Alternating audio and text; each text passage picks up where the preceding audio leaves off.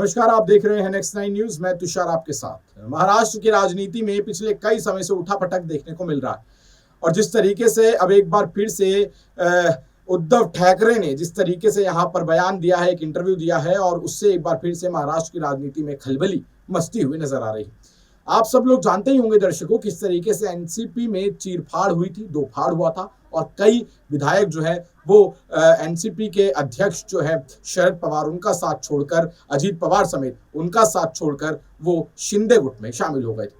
आपको बता दें, इसके बाद एक बार फिर से कयास लगाए जा रहे थे। जिस तरीके से एकनाथ शिंदे ने उद्धव ठाकरे को धोखा दिया था, वैसे ही अजीत पवार ने यहाँ पर धोखा दिया है और वैसे ही वो बीजेपी के साथ मिलकर अपनी सरकार वहां बनाने जा रहे हैं। आपको बता दें कि इसको लेकर कई कयास लगाए जा रहे थे, कई बातें, कई खुलासे सामने आ रहे थे।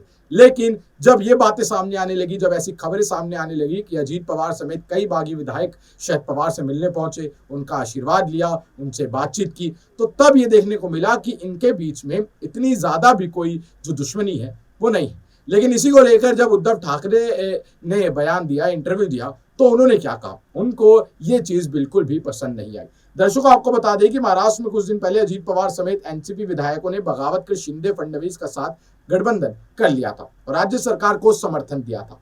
चर्चा भी थी कि अजीत पवार ने शरद पवार से दुश्मनी भरा कदम उठाया है, जैसे कि मैंने आपको बताया। लेकिन अजीत पवार समेत सभी विधायक शरद पवार से मिलने और उनका आशीर्वाद लेने एक हफ्ते के अंदर ही राजनीतिक हलकों में कई तरीके की आशंकाएं जतने लगी थी।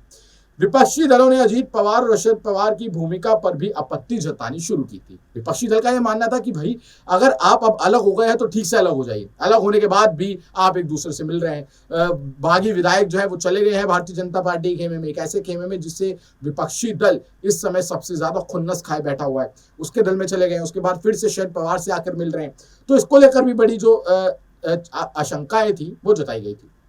आपको बता दें कि सामना में दिए एक इंटरव्यू में शिवसेना सांसद संजय राउत ने उद्धव ठाकरे से यही सवाल पूछा। इस सवाल का जवाब उद्धव ठाकरे ने बड़ी ही बेबाकी से दिया। उद्धव ठाकरे से पूछा गया कि क्या मंत्री पद की शपथ लेने और एनसीपी में फूट पड़ने के बाद शरद पवार का आशीर्वाद लेने गए थे।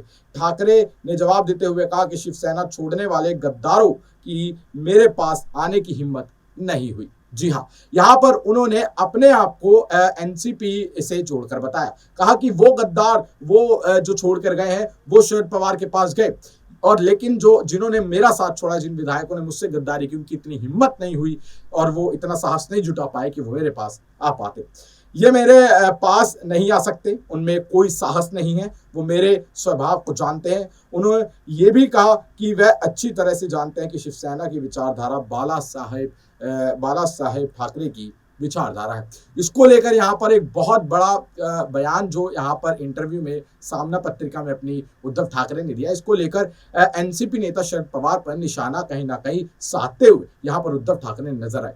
ऐसा कहा जा रहा है कि जिस तरीके से उन्होंने कहा है कि मेरे बागी विधायकों में इतनी हिम्मत नहीं थी कि वो मेरे पास आ सके, लेकिन शरद पवार के बागी विधायक शरद पवार से मिलने गए, यानी कि वो इतना कोई स्ट्रॉन्ग कदम या इतनी कोई स्ट्रॉन्ग विचारधारा नहीं बना पाए जिसके तहत उनके बागी विधायकों को भी उनके पास जाने के लिए दो बार सोचना पड़ता।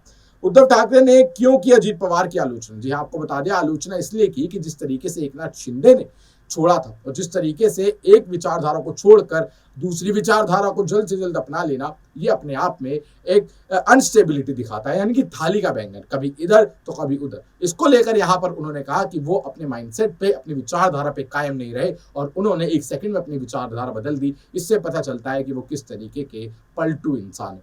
दर्शकों, आपको बता दें कि महाराष्ट्र की राजनीति में पिछले कई समय से ऐसे उठापटक बहुत ही आम हो चले हैं। कभी एकनाथ शिंदे की बात करें, उद्धव ठाकरे की बात करें, शरद पवार की बात करें, अजीत पवार की बात करें या फिर देवेंद्र फडणवीस की बात करें, ये बहुत आम हो चला है।